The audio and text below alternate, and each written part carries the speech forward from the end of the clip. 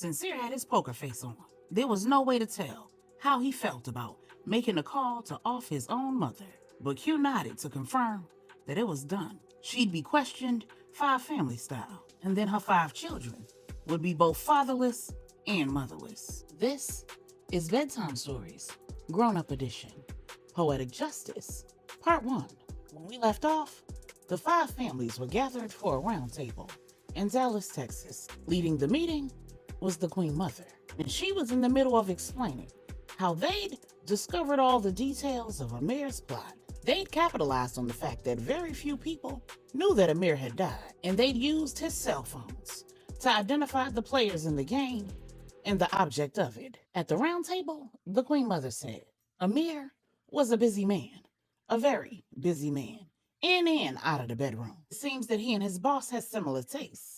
They both like red bones. Initially, Amir had his eye on Catherine, and then the Queen Mother looked at Nigel's widow while saying, but like many men, he had a backup plan. Then she looked at Nigel's oldest son, Sincere, his would-be replacement at the head of the St. James family, and said, and Annabelle was that backup plan.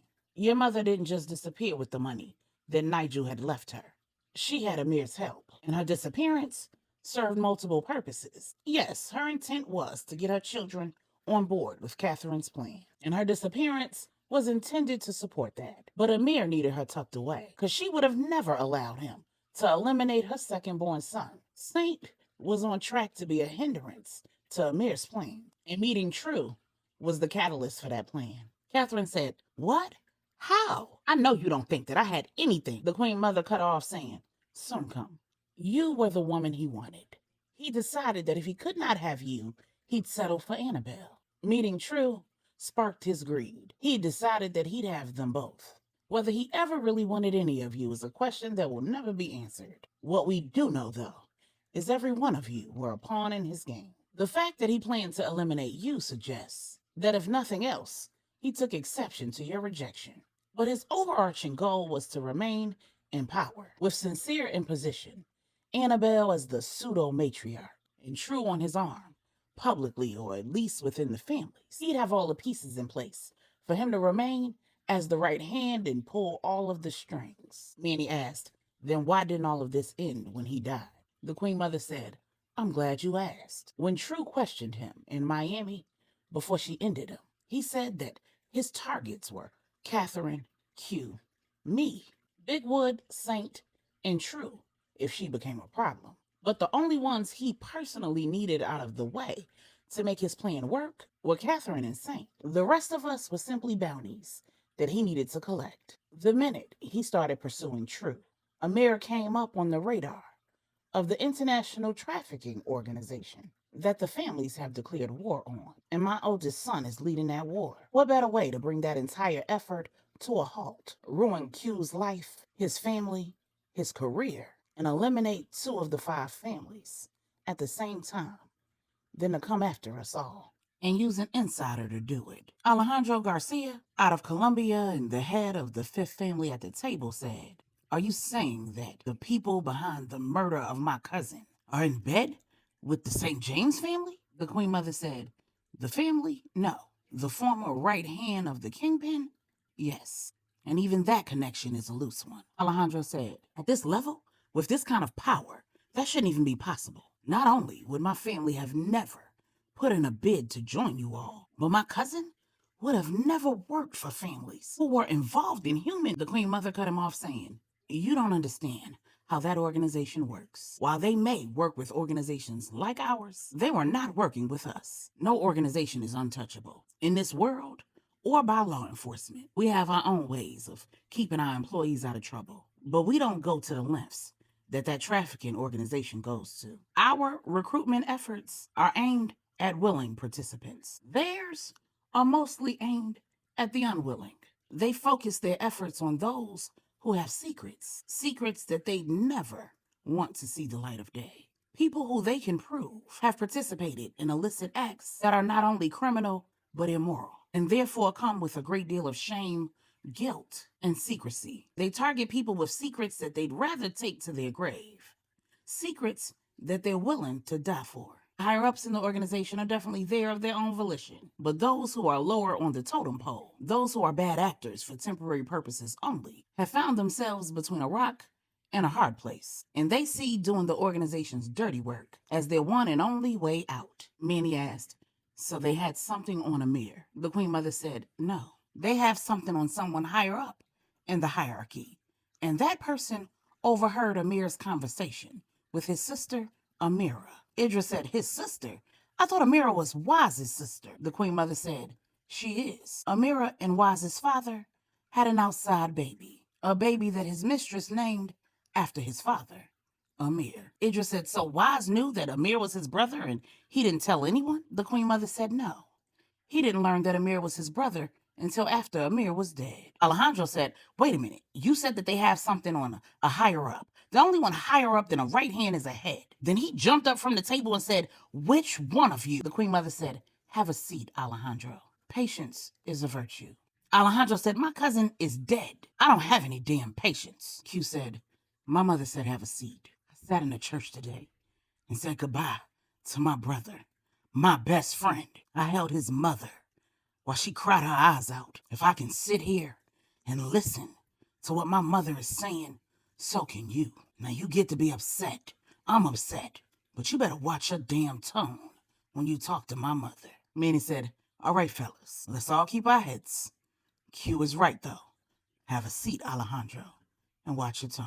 When Alejandro was seated, the Queen Mother said, the person that the traffickers have something on overheard Amir and Amira's conversation about Big Wood. Amir had called his sister. She was in upstate New York, visiting a friend in prison. And Amir told Amira that Big Wood was on his way to that same prison to visit that same friend. Then he laid out a plan to get Big Wood in pictures and videos in bed with Amira. The conversation was had immediately after. True was assigned to make nice with Amir and find out if he was involved in Nigel's death. Amir had already had his eye on True. The plan was for True to keep under wraps her involvement with Big Wood. She was supposed to make it clear that, just like Amir, she'd recently ended a relationship for which there was no hope of reconciliation. She was supposed to keep the identity of that man under wraps. It was irrelevant, and Amir's knowing who that man was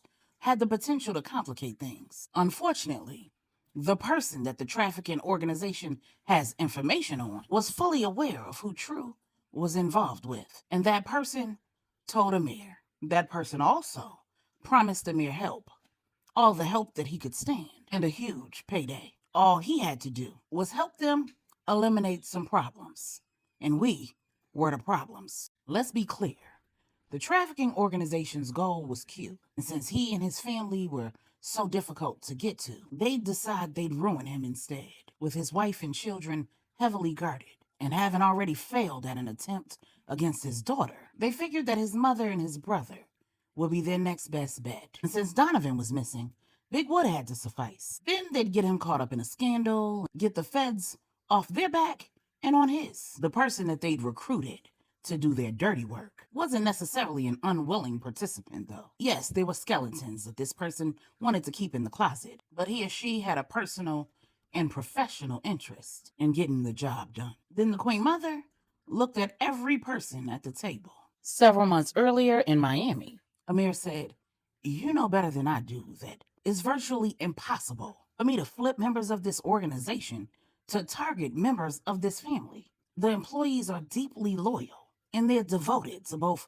Nigel and his memory and his widow. Amir's handler said, you don't have to worry about flipping anyone. I will deliver you participants on a silver platter. Now tell me, what are you working on right now? Amir said, when I leave here, I'm going to be working with Sincere and Saint to complete several assignments for Catherine. She's decided that all of Nigel's mistresses need to go with him. His handler said, that woman is a cold piece of work. Are you telling me that she's going to have Sincere and Saint kill their own mother? Amir said, nah. She wants Sincere to lead this family. He wouldn't agree to do that if she asked him to kill his mother.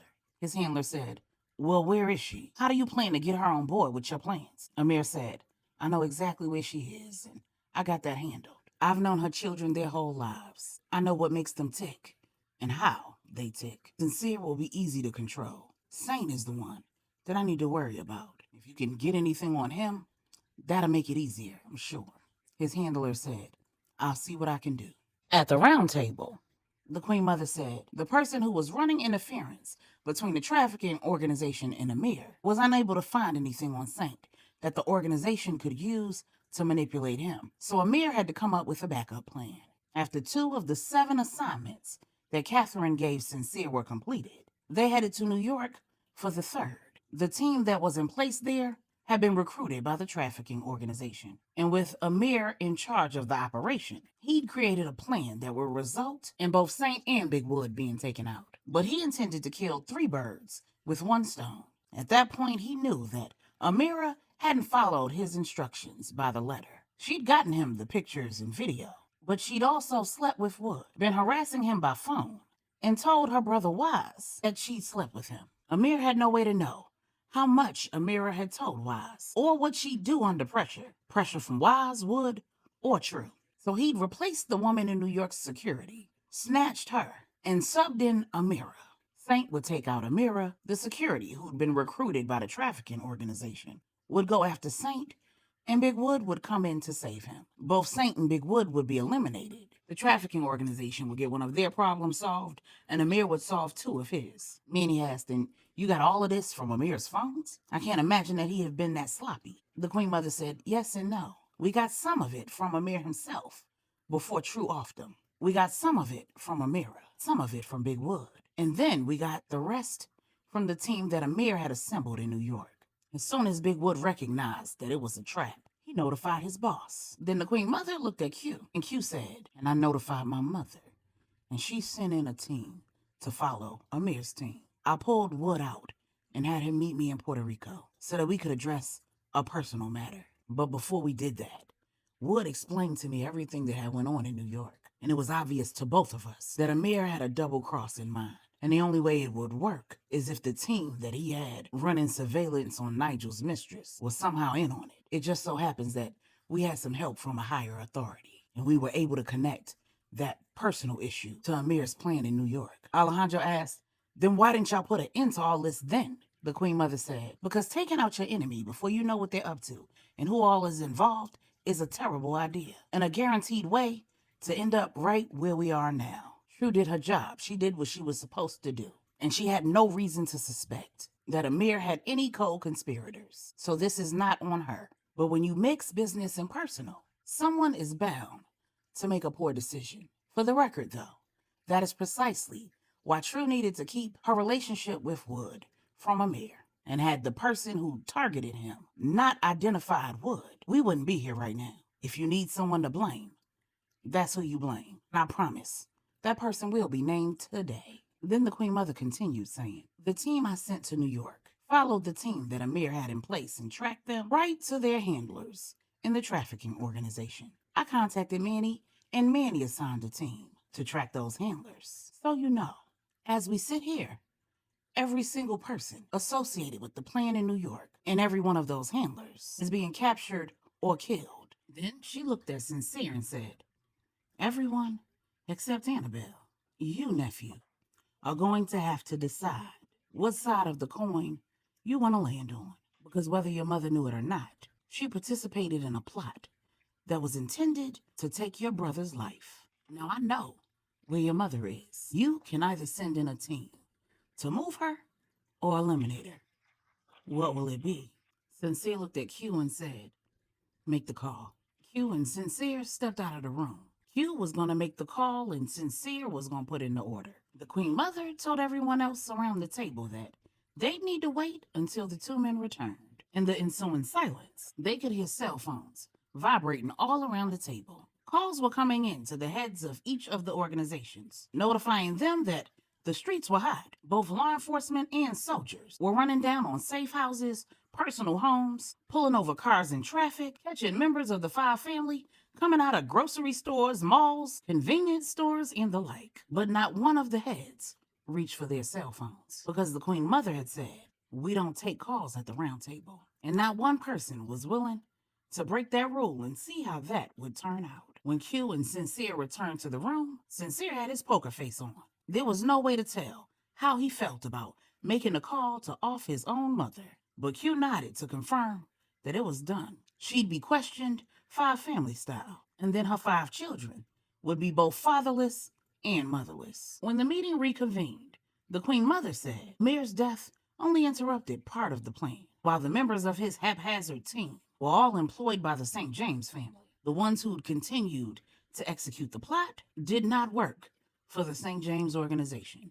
Several weeks ago, Wise was followed in New York, and his mother was ambushed at a laundromat in her neighborhood. Because Wise is married to Salima, his every movement is tracked. As a result, there was a team in place to ensure his safety, and that team was following him, his mother, and his sister. Imagine their surprise when they discovered that the actors responsible for the attack on Wise and his family were members of the Charles family. And then absolute mayhem broke out at the round table. It just said, I didn't assign any men to New York to do anything with Wise and his family. Alejandro asked, then who the hell had the ability to do so on your behalf? It just said, any of my generals or lieutenants have the power, just like in any other organization, to assemble and assign a team. But there'd be no reason for any of my generals or lieutenants to send anybody after civilians. The Charles family is good in these streets right now. We don't have no impending wars, and I've had all of my attention focused on training Stanley. Then Q looked at Stanley and said,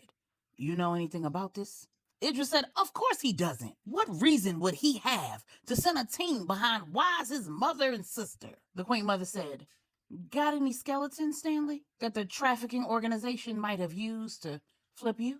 Stanley said, of course not. And I'm sure that if you had a team on Wise, they would have interceded on his behalf. Idris said, exactly, and we'd be short some men. I haven't received any reports about anybody taken out in the field. The Queen Mother said, you haven't? You should have.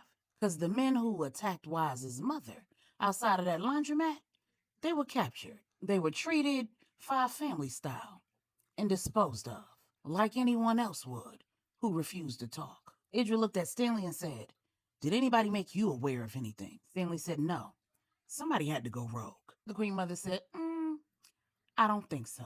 The other individuals who were a part of this operation have been under constant surveillance as well, and they have not led their trackers to any handlers with the trafficking organization. But their homes, their bases of operation, their cars, and all of the places that they frequent have been bugged. And as we speak, they are also being captured or killed. A big reach, just a big bitch. Start calling you big sis.